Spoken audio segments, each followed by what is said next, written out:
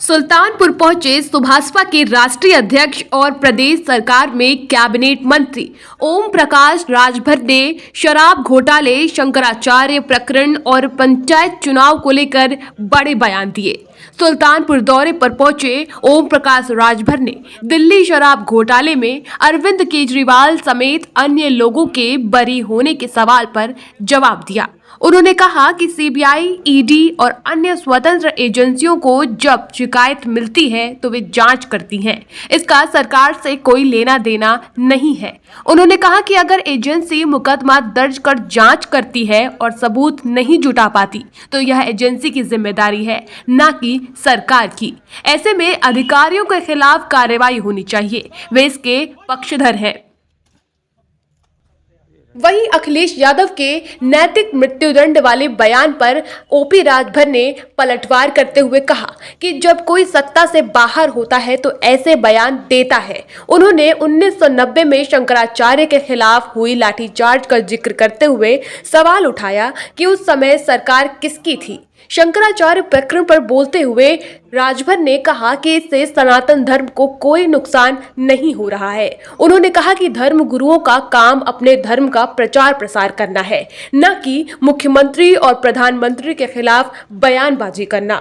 वहीं पंचायत चुनाव को लेकर फैले भ्रम पर राजभर ने साफ किया कि मत पत्र छपकर जिलों में भेजे जा चुके हैं। 15 अप्रैल को मतदाता सूची का प्रकाशन होगा और एसआईआर की प्रक्रिया चल रही है और अधिकारी उसी में लगे हुए हैं। परीक्षा और जनगणना के चलते लोगों में भ्रम है, लेकिन चुनाव समय पर ही होंगे। जी, विपक्ष का आरोप है कि ये बदले की राजनीति की जा रही है। अभी देखिए जो है अदालत के कई फैसले आए। अरविंद केजरीवाल, मनीष सिसोदिया, राहुल, सोनिया, रॉबर्ट वडेरा सब बरी हो जा रहे हैं कोर्ट से। तो क्या आप मानते हैं इसको, किस नजरिए? देखिए, चाहे वो सीबीआई हो, चाहे ईडी हो, या स्वतंत्र एजेंसी है, जब उसको मालूम होता है कोई चीज बात लगती है, कोई एप्लीकेशन देता है तो वो जांच करती है। अब वो विषय सीबीआई और ईडी का है, उससे सरकार से क्या लेना देना है। सरकार अगर कोई मुकदमा लिखवावे, पक्ष सरकार बने, तब तो सरकार दोषी है। जब खुद एजेंसी मुकदमा लिखा रही है, एजेंसी जांच कर रही है, अपना एजेंसी अगर वहां कोर्ट में अपना दावा जो सबूत नहीं पेश कर पा रही है तो उसका दोष है, सरकार का क्या दोष है। अधिकारियों के खिलाफ कार्रवाई होनी चाहिए। जो बयान क्यों नहीं होनी चाहिए? ऐसे अधिकारी अगर भ्रष्ट काम कर रहे हैं तो कार्रवाई होनी चाहिए। हम इसके पक्षधर हैं। मंत्री जी, जैसे अभी अखिलेश यादव का इसी पे ट्वीट है, शराब घोटाले में जो केस बंद किया गया है उस पर उन्होंने कहा है कि ये एक तरह से नैतिक मृत्युदंड समान है, और उनके इस बयान को किस तरह से देखते हैं? देखिए, जब आदमी सत्ता से बाहर होता है तो इसी तरह के बयान देता है। 1990 में शंकराचार्य के खिलाफ जो लाठीचार्ज हुआ था, किसकी सरकार थी? सत्ता में थे नहीं तब।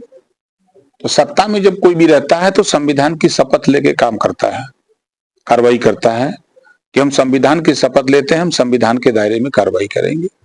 तो मैं उस बयान पर, जो माननीय अखिलेश जी का बयान है, उस बयान पर मैं फिर कह रहा हूं, वो सीबीआई और ईडी स्वतंत्र एजेंसी है। वहां कोई भी जांच करने के लिए कोई भी दे तो वो जांच करती है, वो अपना साक्ष्य सबूत पेश करे, न्यायालय में अपना पक्ष रखे, उसके पक्ष में होता है, उसके पक्ष में तो फैसला न्यायालय का होता है। शंकराचार्य जी को लेकर संत समाज भी एक तरह से खेमेबंदी हो गई है। एक तरफ शंकराचार्य हैं और तमाम साधु संत हैं, और उस पर सरकार ने भी अभी स्टे कर दिया है उनके अरेस्टिंग पर, और ऐसे सनातन का नुकसान हो रहा है इसमें, और इसको किस तरह से कैसे भरपाई होगी इसके? किस सनातन का कोई नुकसान नहीं है, पहली बात। दूसरी बात की शंकराचार्य जिनकी चर्चा आप कर रहे हैं, क्या वजह है कि उन्हीं के खिलाफ समाजवादी पार्टी की सरकार में भी मुकदमा पंजीकृत बनारस में हुआ था, लाठीचार्ज हुई थी? क्यों हुआ था? शंकराचार्य का काम होता है, जिस धर्म के होते हैं उस धर्म का प्रचार प्रसार करना, लोगों को उस धर्म से जोड़ना, ये काम होता है। न कि मुख्यमंत्री से लड़ना, मुख्यमंत्री के खिलाफ अनर्गल बयानबाजी देना, प्रधानमंत्री के खिलाफ अनर्गल बयानबाजी देना।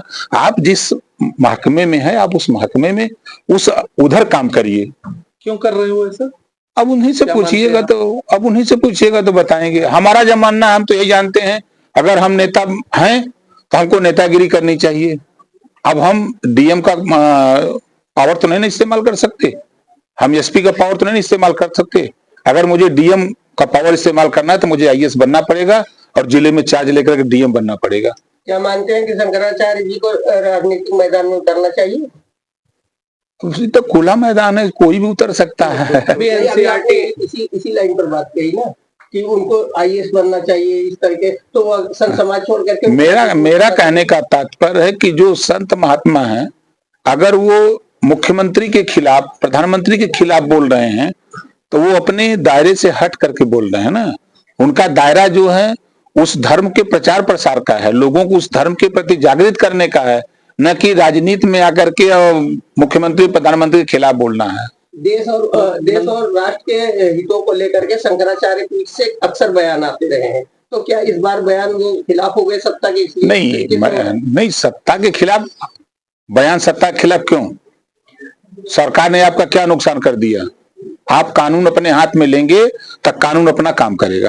काकपात्री महाराज जो है गौसेवा को लेकर के जब इंदिरा गांधी के टाइम पे चढ़े थे तो उस समय इस चीज को जस्टिफाई किया गया और आज इस तरीके से सत्ता द्वारा इनॉग्रेट किया जा रहा है, तो क्या कहना? 1990 में जब क्यों किया गया था? बनारस में एफआईआर क्यों हुआ था? हम मान लेते हैं कि इस बार उनके खिलाफ कार्रवाई गलत हुई। 1990 में क्यों हुआ? समाजवादी पार्टी की सरकार थी, एफआईआर हुआ, लाठीचार्ज हुआ था बनारस में, मालूम है ना? क्यों उन्हीं के खिलाफ होता है? और भी तो शंकराचार्य हैं। 2015 में प्रधानमंत्री नरेंद्र मोदी के रहते हुए उस समय गणेश पूजा के विसर्जन को रोका गया था शासन ने, इसको लेकर के सपा ने कहा था और उसको लेकर के अखिलेश यादव ने माफी मांगी थी जाकर के शंकराचार्य से। क्या आप मानते हैं वर्तमान सरकार भी माफी मांगेगी? क्यों माफी मांगेगी? क्यों माफी मांगेगी? सरकार का क्या रोल है उसमें? अभी अरुण राजभर का एक बयान आया है भाजपा के राष्ट्रीय प्रवक्ता का कि 5 मुख्यमंत्री 25 डिप्टी सीएम बनाए जाएंगे अगर मेरी सरकार बनती है। टाइप का बयान आया, सपक बयान आया कि बाप बेटवा दोनों जैसे लंच है, कुछ भी बोलते रहते। देखिए, सपा का बयान देने वाला साथी जो बयान दिया है उससे भी वो आगे है। मंडल जी, एनसीईआरटी बोर्ड में अभी एक कक्षा 8 में सामाजिक विज्ञान के विषय में जोड़ा गया है न्यायपालिका में भ्रष्टाचार। इसको लेकर सुप्रीम कोर्ट ने टिप्पणी की है और अभी यूजीसी भी था। क्या लग रहा है कि एक माहौल बनाया जा रहा है सरकार या जो है केंद्र सरकार या प्रदेश सरकार के लिए? नहीं, ऐसा कुछ नहीं है। केंद्र और प्रदेश सरकार के यूजीसी को लेकर मामला न्यायालय में विचाराधीन है, तो उसमें कौन सा माहौल बनाया जाएगा? नहीं, जो न्यायपालिका में भ्रष्टाचार को विषय को नहीं, जो कांग्रेस के नेता ने जो बयान दिया है, तो कांग्रेस के नेता ने बयान दिया है तो उनके बयान को ही मान लिया जाए कि सही है।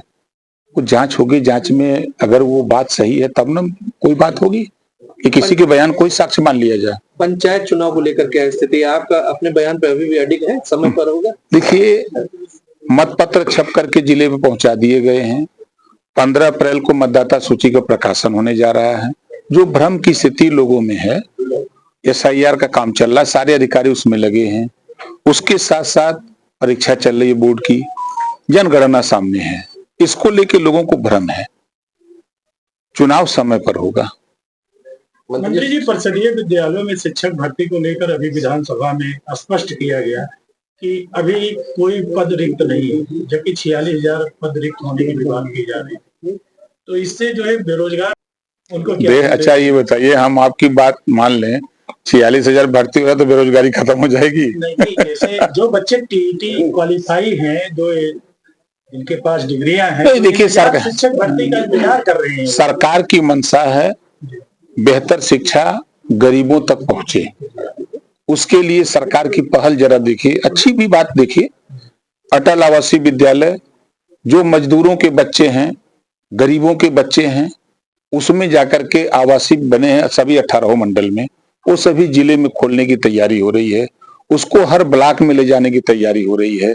मुख्यमंत्री के नाम से विद्यालय हर ब्लॉक में 2 खोले जा रहे हैं। उसको न्याय पंचायत स्तर पर ले जाकर के बेहतर शिक्षा, जो लोग कह रहे हैं कि प्राइमरी में बेहतर शिक्षा नहीं है, उसको बेहतर बनाने के लिए सरकार एकदम कटिबद्ध है। तो प्रयास ये हो रहा है कि बेहतर शिक्षा कैसे हो। तो जब ये चीजें जब आगे बढ़ेंगी तो हमको जरूरत नहीं पड़ेगी, जो हमारे साथी बीएड किए हैं, एमएड किए हैं या तो इनकी जरूरत पड़ेगी हमें ना। तो हम लोग तो प्रयास है सरकार का कि शायद पहली बार आप देखे होंगे कि 1 डिस्ट्रिक्ट 1 प्रोडक्ट कि जिले में हम आपको कारोबार दे रहे हैं, रोजगार मेले लग रहे हैं। भाई 25 करोड़ आबादी में सबको सरकारी नौकरी नहीं मिल सकती, लेकिन हम जो रोजगार करना चाहे उनको हम रोजगार दे सकते हैं। सरकार ने उसके लिए व्यवस्था बनाई कि जो नौजवान रोजगार करना चाहता है हम उसको 5 लाख रुपया बिना गारंटी का और बिना ब्याज का हम 5 लाख दे रहे हैं। आज लाखों नौजवान उसका लाभ उठा रहे हैं। तो सरकार की मंशा है कि हर हाथ को काम मिले, हर खेत को पानी, ये प्रयास सरकार का है। अखिलेश यादव जी का लगातार बयान आ रहा है 100 विधायक लेके आइए मुख्यमंत्री बना देंगे। हम तो मिलते ना कहा बाबू होता तो वो दूध पड़ी लेता है। मंत्री जी, अभी समीक्षा बैठक भी आपकी हुई जिले के लाइन ऑर्डर को लेकर, विकास योजनाओं को लेकर, तो क्या रहा जो है? देखिए हर महीने ये बैठक होती है और जो हमारे जनप्रतिनिधि हैं, जो हमारे जिलाध्यक्ष हैं, लोगों से बातचीत होती है। जो कोई कहीं दिक्कत परेशानी रहती है तो उस अधिकारी रहते हैं, उनको बताया जाता है कि ये चीजें इस महीने में दिक्कत हुई, इसको ठीक करिए। चीनी मिल पर भी कोई चर्चा हुई? हाँ, निश्चित चर्चा हुई। चीनी मिल पर लिख करके हमारे पिछली मीटिंग में चर्चा हुई थी, लिख करके लोगों ने दिया है। अब कल मैं सीएम साहब से मिलूंगा तो उनको ये सौंपूंगा कि भाई वहाँ के किसानों की, वहाँ सुल्तानपुर के जिले की सबसे बड़ी डिमांड है, इसको पूरा करिए। और एक नई बीमारी पैदा की कि विकास के लिए देखिए वहाँ आपका डाक बंगला बन रहा है, कोई जाके स्टे ले लिया। आप बताइए कि वहीं बगल में जुडिशियल हक्का है, वहीं तमाम ऑफिसें बनी है, उस पे नहीं कोई रोक है। जब आपको रोकना था तो जब वो जमीन अलाट के पहले जो है उसमें जो है, क्या आप मानते हैं प्रशासन की बड़ी चूक हुई है उस मामले में? कोई चूक नहीं, मुकदमे को लेकर नहीं आप मुकदमे को छुपा करके नहीं, ऐसा कुछ नहीं, ऐसा कुछ नहीं है। उसी आधार पर अरे भाई हमारी बात तो देखिए, अब आप गाली दीजिए न, एक बात मैं कह रहा हूँ, आप गाली दीजिए, हम चुपचाप मार के सुने, हमको भी तो जवाब देना चाहिए। भाई आप गाली क्यों दे रहे हो, सवाल है ना। उन्होंने वो स्टे ले आए तो उसी नंबर पे अगर पहले से बना हुआ है सरकारी भवन, तो फिर जब पहले सरकारी भवन बना हुआ तो फिर स्टे किस बात की है? ये तो छुपा करके नहीं, कोर्ट में लोग छुपा करके अपना काम कर लेते हैं, तो उसकी भी दवाई है, हर मर्ज की दवाई है। मंत्री जी, आपका जिला है सुल्तानपुर, कुछ नया कुछ ले आ रहे हैं? हमारा जिला बनारस है। अरे आप प्रभारी हैं। हाँ, ये बात सही है। यहाँ की देखिए पहली बात, अगर आप देखेंगे तो जो लीकेज वाले थे उसको खत्म किया गया। जो पेंशन की योजनाएं थी, आप देखिए अगर सरकार की तुलना किया जाए तो सपा की गवर्नमेंट थी तो 300 रुपया दिव्यांग, जिसके पास ना हाथ गोड़ मुंह नकुला नहीं था उसको 300 देते थे, और जिसके पास हाथ गोड़ मुंह नकुला था उसको 500 देते थे। भेदभाव सरकार में ही होता था। पिछली सरकार में जब मुझे चार्ज मिला तो मिलते ही जब मैंने अध्ययन किया तो मैंने मुख्यमंत्री से कहा कि ये भेदभाव है, कम से कम सबको बराबर 500 करिए। हम तो डिमांड किए थे 1500, लेकिन आज 1000 रुपया पेंशन, चाहे वो वृद्धा पेंशन हो, चाहे दिव्यांग पेंशन हो, किसान पेंशन हो, सब 1000 और सीधे खाते से खाते। अब बीच में जो बिचौलिया लीकेज वाले थे, बीचवा में घींचे लेते थे थोड़ा, अब वो रुक गया। ये लाभ पूरे प्रदेश को 25 करोड़ आबादी में जो भी पेंशन के हकदार हैं उनको इसका लाभ मिल रहा है। किसानों को जो किसान सम्मान निधि सीधे सरकार के खाते से खाते तक जा रहा है। सरकार का प्रयास हो रहा है कि जो लीकेज होते थे उसको रोका जाए, तो थोड़ा पानी आगे बढ़े। चलिए।